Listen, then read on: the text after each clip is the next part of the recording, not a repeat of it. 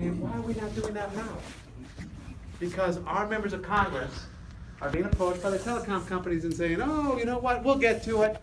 We'll get to it. Here's $5,000 for your election campaign, and here's another $5,000 for your re-election campaign. We'll get to it, don't worry about it. Meanwhile, our kids and our grandkids are being left behind while city and suburban kids have high-speed internet. You can go home and work and do their homework, have access to online available for education. We're being left behind here. You know, nearly a third of the workforce can now work from wherever they want. Think about that for a moment. That's only going to grow in the coming decades here. And when people can live and work wherever they want, what are they going to do? They're going to choose where it's beautiful. And that's where we can compete and win, but we've got to have the basics here.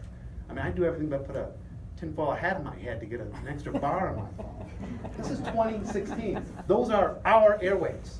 Those airwaves we see out there, that FCC auctions off those airwaves without any concern for rural America.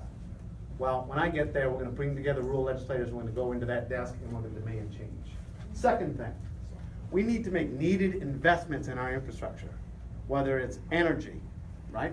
I mean, we pay some of the highest energy costs here in the entire country. Or it's a new Sioux lock. We need to bring, that's already been approved by Congress, but the funding hasn't been there. We need a member of Congress that's going to work with not just the Michigan delegation, but the delegations all across the Midwest. And we need to show corporations, hey, this is what happens if that lock were to go down. This is the opportunity if we have a larger lock for your business.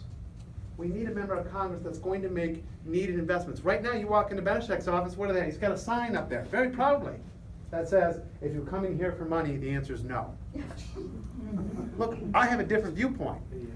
Roads, bridges, electricity, infrastructure, those are investments. That's not wasted money, those are investments. And when we don't invest in our people and in our infrastructure, what happens? Our kids leave and they never come back. Or they come back and it's too late. Third thing we need to do. We've got a competitive advantage over every other state and frankly over every other country.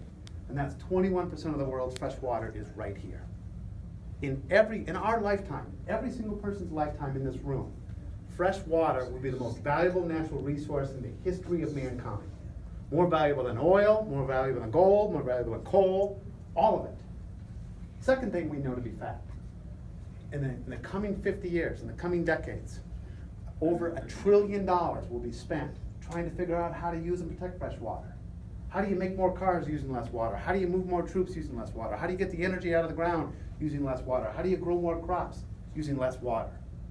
We have an opportunity to show the world how to do that.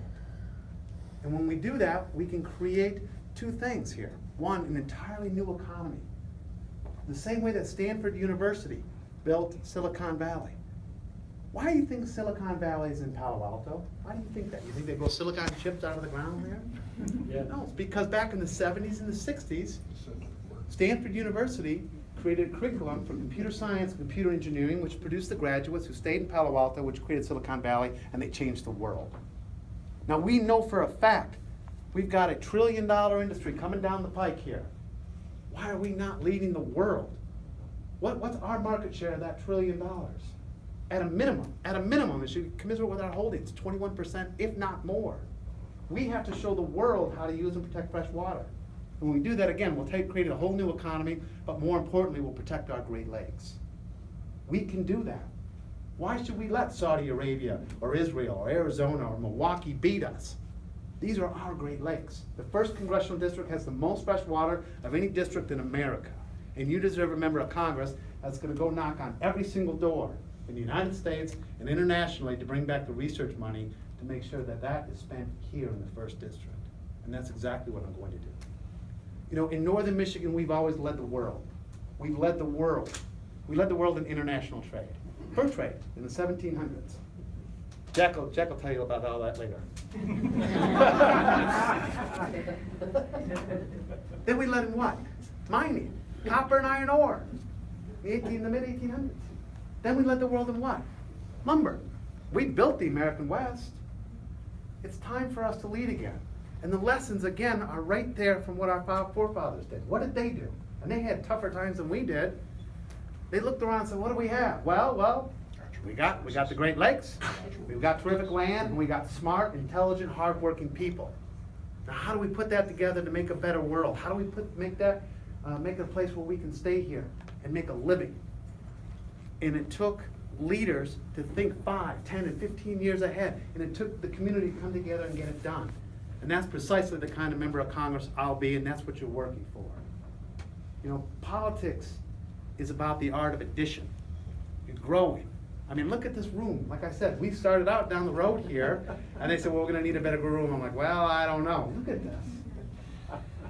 Each one of you, every time you see one of these, if you turn around and look at these little stickers here, those little orange stickers, the orange stickers on, those are people making a difference. Gary McDowell lost this race by 1,881 votes in 2012. I go to bed with a number at night and I wake up to a number. That number drives me like a mule. 1,881. That's how many votes we lost by. Now we can clearly make that up, but it takes you to do that.